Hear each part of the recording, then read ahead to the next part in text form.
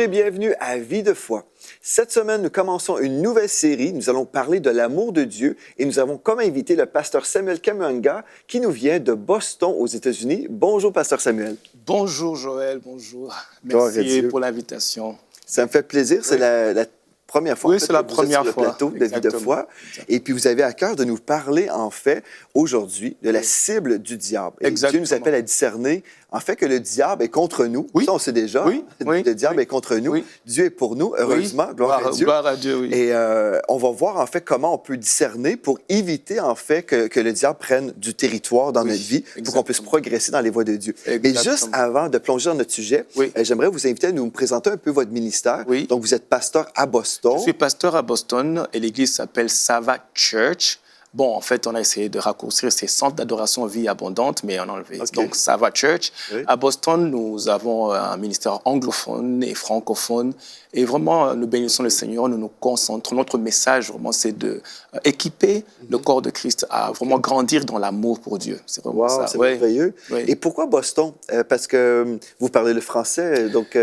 forcément, vous êtes arrivé aux États-Unis en parlant français. En parlant français. Mais je bénis le Seigneur parce que Boston est vraiment stratégique aux États-Unis. C'est, je ne sais pas si vous savez qu'on appelle Boston l'esprit des États-Unis. Donc, c'est vraiment le thermostat des États-Unis. Et donc, c'est stratégique spirituellement. Et je crois vraiment qu'on a une grâce particulière pour vraiment s'associer aux églises là-bas et faire un travail pour le réveil de la ville. Ah, bien, gloire à Dieu. Donc, vous avez des cultes en anglais et en français? Oui, on a des cultes en anglais et en français, oui. Wow, gloire à Dieu. Bien, c'est super, ça. Moi, j'y vais assez, pas souvent, mais à l'occasion. Peut-être un an ou deux que je me rends à Boston. C'est une très belle ville. Très belle ville. Donc, vous êtes bénis, hein, à Boston. Nous bénissons le Seigneur, oui. Gloire à Dieu. Et vous êtes aussi marié? Oui, je suis marié. Vous avez des enfants? On a 5 enfants. 5 enfants, oui, wow. 4 garçons, une équipe de football. Wow. Et une fille, c'est l'aînée. Oui. Wow, OK. Bien, gloire à Dieu. Donc, vous êtes un homme béni. Oui, nous sommes bénis. Super. Et aujourd'hui, on va commencer un sujet qui va nous permettre de vivre dans la bénédiction. Vraiment. Comme vous dites, le nom de votre Église, c'est un nom qui parle de l'abondance, de la vie abondante en Christ. Absolument. Mais il faut discerner, en fait, que le diable, lui, est contre nous. Oui, Paul dit, nous n'ignorons pas ses stratégies. Nous n'ignorons pas. Donc, Paul, en fait, a étudié. On sait que Paul a un ministère puissant, mais il a étudié le diable, parce que quand il dit « nous n'ignorons pas ses astuces », ça veut dire qu'il a dû étudier les astuces du diable. Donc, je crois que c'est important, parce qu'on peut dire on parle un peu trop du diable. On ne parle pas trop du diable. On va étudier pour savoir comment se protéger contre ses agressions. Excellent. Oui. Donc, aujourd'hui, vous avez à cœur de nous lire un texte dans Matthieu 24 au verset 12. Oui, exactement. Ça va être, un passage clé des Écritures pour cette semaine. Oui. Je vais vous rappeler à la maison, allez chercher votre stylo et votre carnet. C'est une étude biblique dans les nations et on s'attend aujourd'hui qu'on va vraiment grandir dans les voies de Dieu. Donc, prenez en note et puis on va décortiquer premièrement Matthieu 24, verset 12 pour grandir. Commencer, oui. Exactement. Matthieu 24, 12 nous dit ceci. À cause de la progression du mal, l'amour du plus grand nombre se refroidira. Jésus-Christ est comme en train de prophétiser. Il parle d'un temps qui va venir où le mal va progresser. Okay? Et le mal, là, ce qui est remarquable ici, c'est qu'il dit l'amour d'un plus grand nombre. Il mentionne l'amour, mais il dit aussi d'un plus grand nombre. Je voudrais ouvrir une parenthèse pour dire qu'il est en train de parler des gens qui aimaient Dieu, mais leur amour s'est refroidi. Mais ici, il dit le plus grand nombre. Donc, il dit, on prend le nombre de tous les chrétiens. Si on divise la moitié, il n'a pas dit la moitié. Il a dit le plus grand nombre. Donc, moi, je me dis que si c'est 3000 personnes, ça ne sera pas 1500, ça sera certainement au-delà de 1500. Donc, c'est important parce qu'il dit, il nous montre ici que ton amour pour Dieu n'est pas un acquis. Tu ne peux pas dire j'aime Dieu et ça sera toujours comme ça. Non, il prévient. Il n'est pas en train de dire que ça doit arriver, mais il dit que à cause du mal, c'est comme s'il prévenait. L'amour d'un grand nombre va se refroidir. Et je voudrais vraiment encourager les chrétiens d'abord de comprendre que c'est comme s'il nous dit que tu dois préserver ton amour. Okay? Et il te prévient. Dans le temps qui vient, l'amour d'un grand nombre va se refroidir. Pour moi, je trouve ça remarquable, un grand nombre. Et la chose aussi qui est aussi remarquable, c'est qu'il nous dit la progression du mal va attaquer l'amour.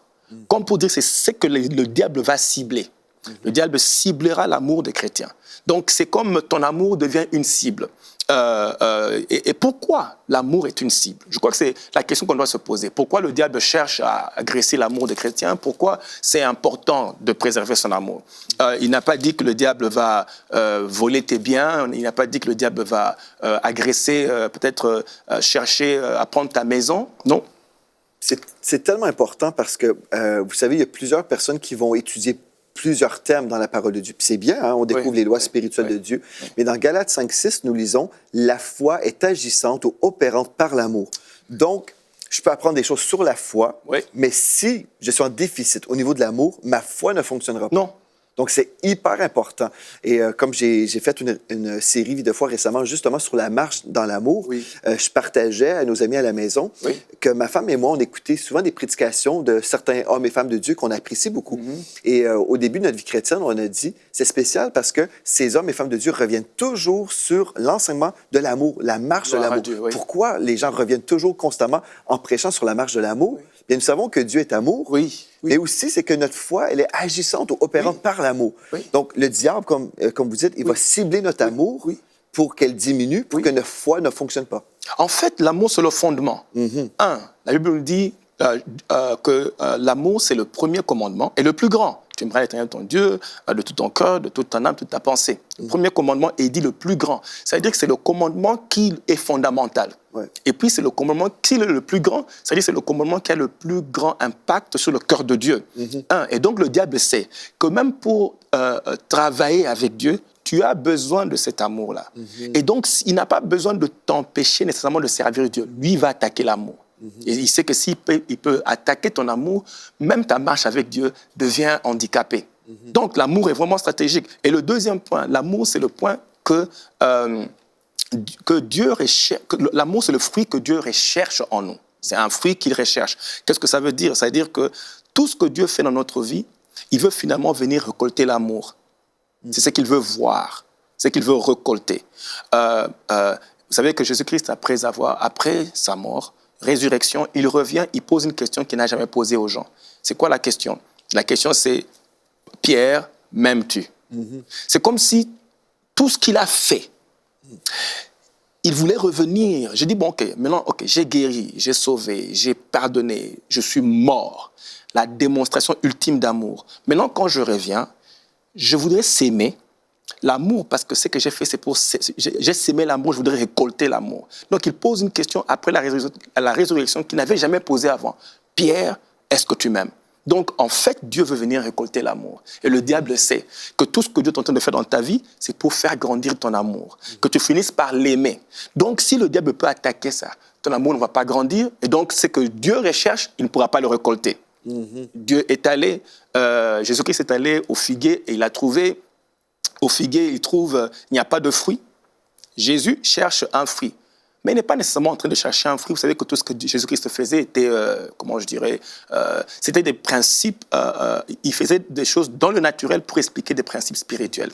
Il va à l'arbre et cherche un fruit. Et on sait que l'arbre, on arrose, l'arbre, on prend soin de l'arbre pour finalement retirer un fruit. Et nous savons tous que l'amour, c'est le fruit de l'esprit. Et donc, Jésus-Christ venait démontrer que ce qu'il recherche, c'est ce fruit-là. Après avoir arrosé, après avoir entretenu, finalement, il veut que ton amour grandisse et il veut le récupérer. Donc, c'est une chose qui devient fondamentale et le diable sait que s'il peut avoir ça, même ce que Dieu fait dans ta vie ne va pas se manifester parce qu'il n'y a pas d'amour quand en fait Dieu finit par chercher, que Dieu cherche. Troisième point que je trouve important, c'est que l'amour est principalement comment je peux dire, l'amour, c'est... je dis que c'est fondamental, mais c'est tout ce qu'on fait pour Dieu, on le fait à partir de l'amour. C'est l'amour qui nous pousse à le faire. C'est ça. C'est la source, en fait. Parce que tout ce qu'on fait aujourd'hui, en fait, c'est la motivation. La motivation. C'est l'amour pour Dieu. Donc, on peut, en fait, mesurer notre niveau d'amour. C'est intéressant quand même. On peut mesurer... Parce qu'on peut se regarder dans le miroir aujourd'hui et dire, OK, aujourd'hui, est-ce que je suis aussi bouillant que je l'étais autrefois? Et on peut juste voir par notre vie, là, notre comportement. Si au début de ma vie chrétienne, j'étais super engagé, par exemple, dans l'évangélisation, j'avais à cœur les âmes. Peut-être j'aimais aller à toutes les réunions à l'église parce que j'avais tellement soif. Oui. J'étais présent, je louais Seigneur, je priais beaucoup. Et si aujourd'hui, peut-être 20 ans plus tard, bon, mon évangélisation est pratiquement non existante.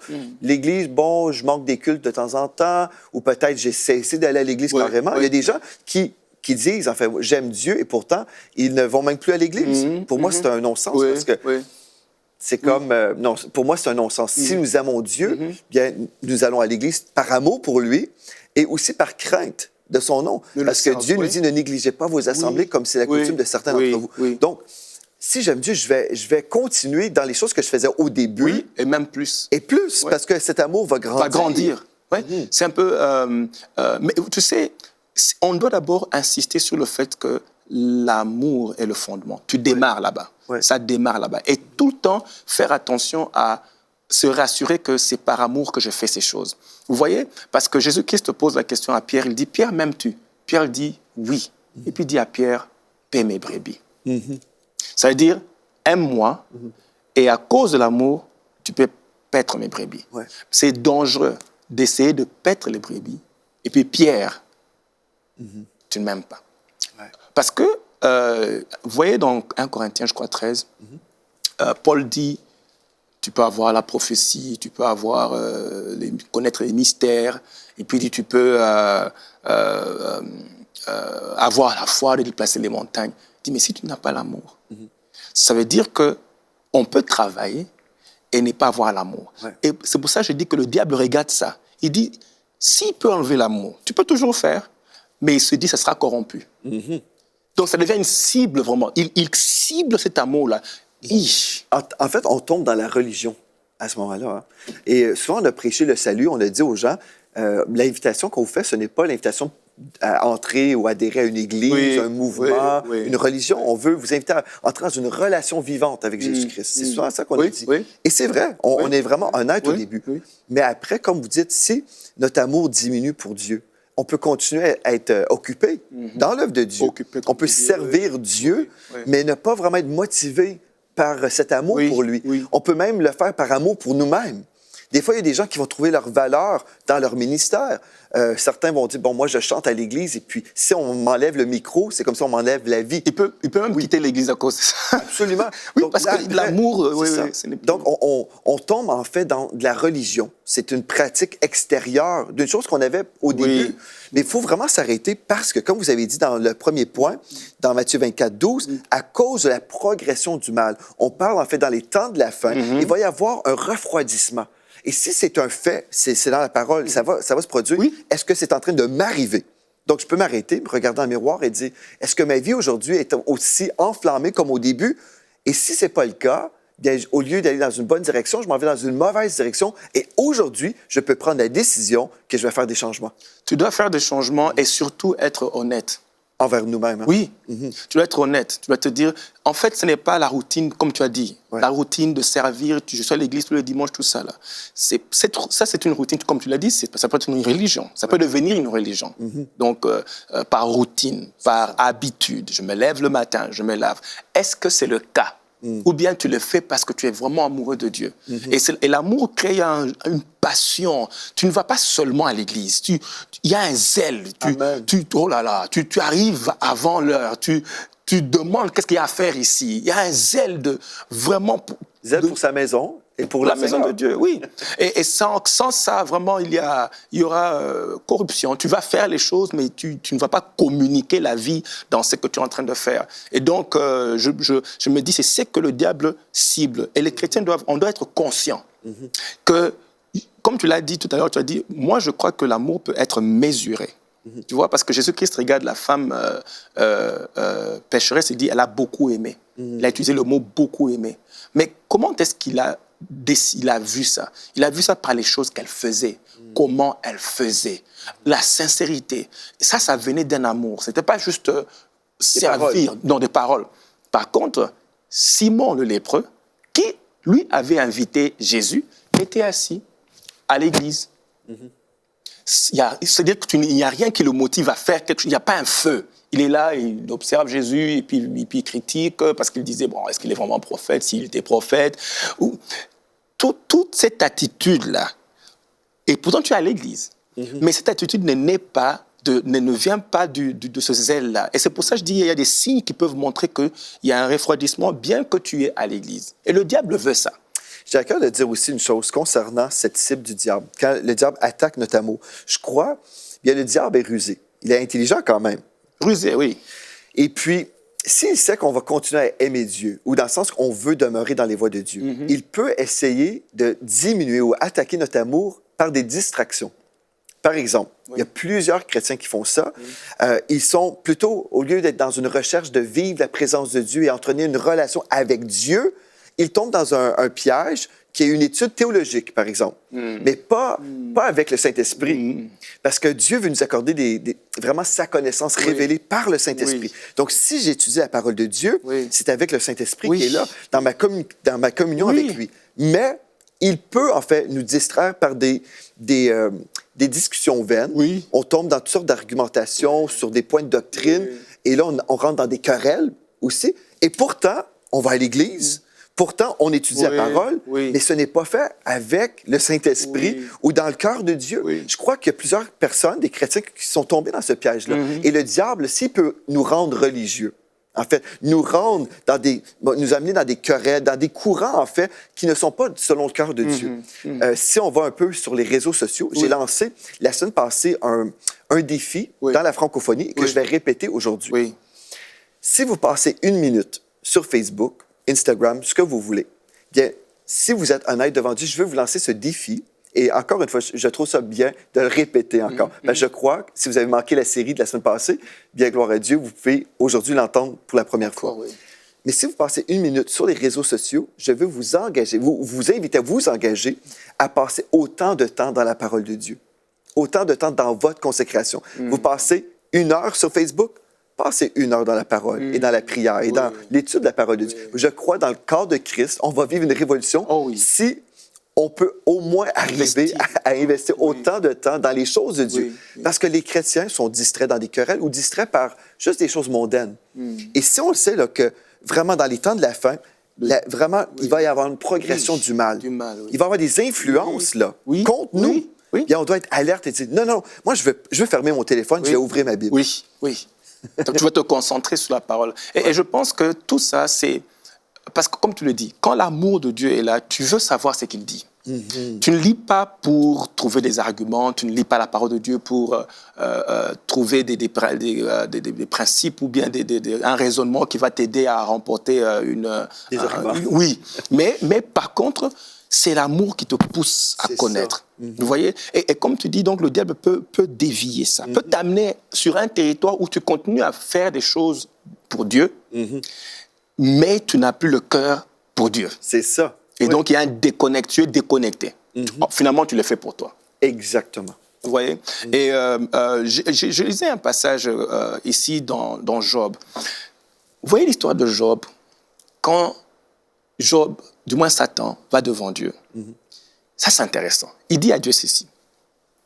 Écoute l'accusation. Il dit, bon, évidemment, Dieu lui demande, mais tu viens d'où et tout ça. Et Job dit, du moins Satan dit, bon, je me suis promené. Et puis Dieu pose la question, as-tu vu mon serviteur Job? Il dit, oui, j'ai vu ton serviteur Job. Mais écoute ce qu'il fait. L'accusateur. Il dit, ne l'as-tu pas protégé, lui, sa maison et tout ce qui est à lui? Tu as béni l'œuvre de ses mains et ses troupeaux couvrent le pays. Donc Job reconnaît que c'est Dieu qui a béni.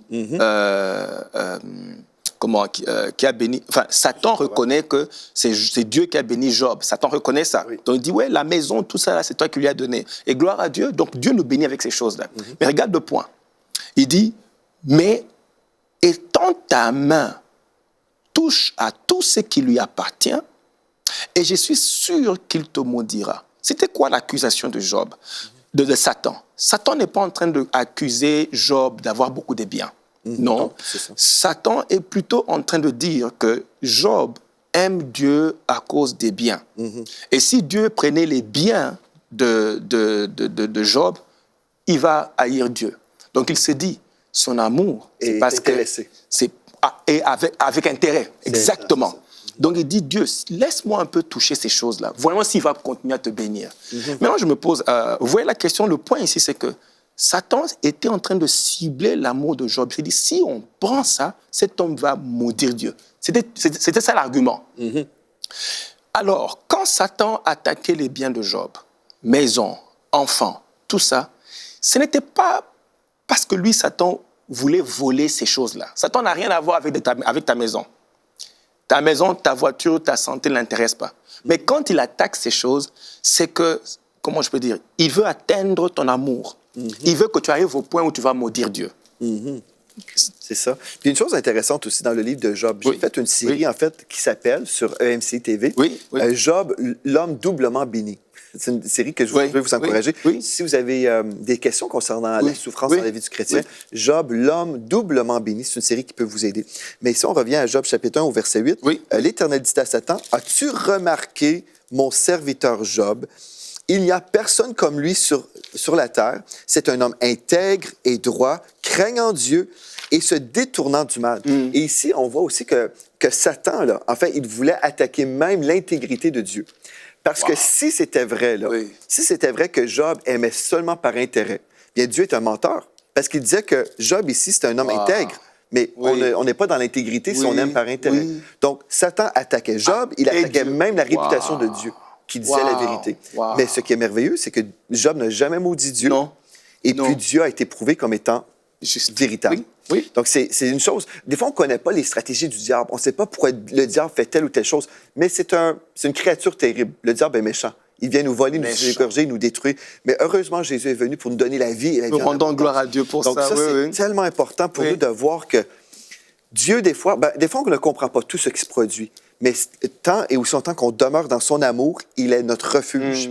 Et à la fin de l'histoire, à la fin du livre de Job, on découvre en fait que, Job découvre qu'il ne connaissait pas toutes choses, mais que Dieu est toujours digne de confiance. Oui, tu peux compter sur Dieu. Amen. Et, mais au moins, on peut voir que c'était un homme qui aimait Dieu. Il a traversé tout ça. En fait, j'essaie de dire que tu peux aujourd'hui traverser une situation, mais on peut voir l'arrière-plan. Qu'est-ce qui se passe dans ta maladie? Qu'est-ce qui se passe? Satan t'agresse parce qu'il veut que tu maudisses Dieu. C'est ça. En fait, c'était le bottom line, comme on dit en anglais, la conclusion. Il se dit, c'est pas la maison. C'est son but, là. C'est son but. Son but, c'est pas ta jambe. C'est-à-dire que tu te casses la jambe. Lui, il utilise ça pour t'amener à maudire Dieu. Donc, c'est une cible. La cible, c'est pas la jambe. La cible, c'est ton cœur, ton amour pour Dieu. Mais il attaque par la jambe pour que tu dises, comment Dieu m'a laissé, et pourtant j'ai prié le matin. J'ai prié le matin, mais comment je suis tombé dans cet accident?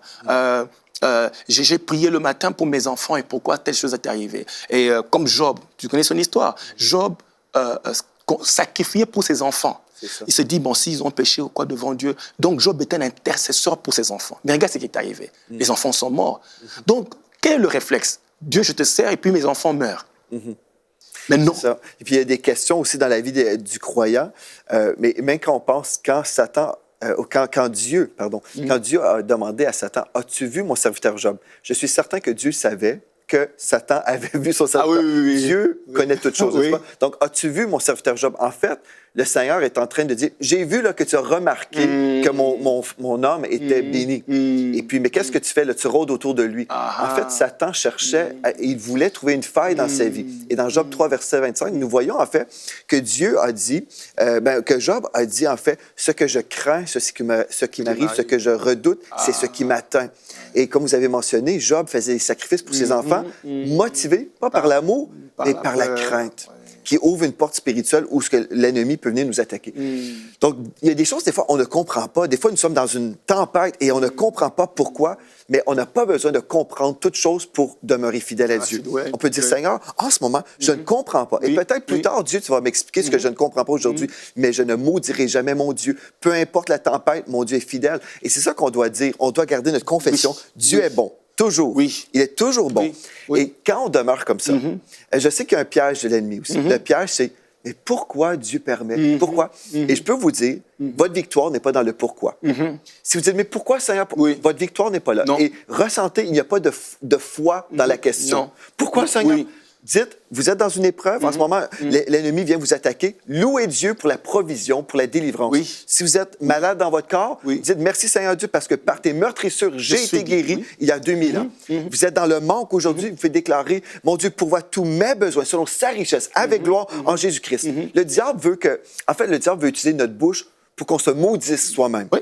Mais au contraire, Oui. on peut dire, non, je vais bénir mon Dieu. Oui. Et comme je le bénis, Oui. sa bénédiction descend sur moi aussi. Et là, l'épreuve est chassée aussi par la louange et l'adoration. Et c'est pour ça que moi, je pense que des passages comme ça dans la Bible, des instructions comme ça, la Bible nous donne un peu, comment nous enseigne. Oui. Voilà ce qu'il faut faire quand des temps difficiles arrivent. Et voilà même pourquoi il y a eu ces temps difficiles. C'est-à-dire que là, Job était comme, il y avait un test. Oui. Et Satan veut voir s'il va maudire. Et Dieu sait que cet homme ne va pas me maudire, il m'aime. Et Job, j'aime sa réaction.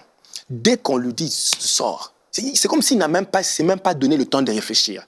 Il est vite sorti pour aller bénir le Seigneur. Et comme tu l'as dit, ce que tu dis de ta bouche, vraiment, va refléter ce qu'il y a dans ton cœur, Amen. surtout dans les moments comme ceci. Exactement, oui. La bouche parle de l'abondance du cœur.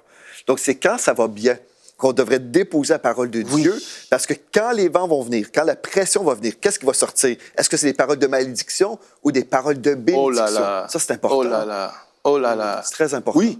Alors, donc, ça veut dire que, je dirais que Job avait rempli son cœur au point où, quand le mal est arrivé, il savait ce qui est sorti, c'est ce qu'il avait déjà dans son cœur.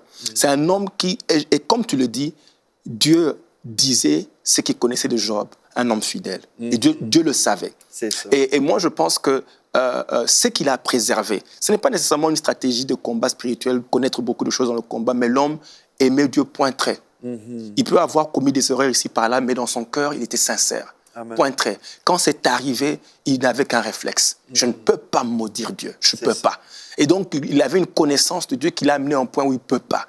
Et vraiment, on peut encourager notre audience, quel que soit ce qui t'arrive.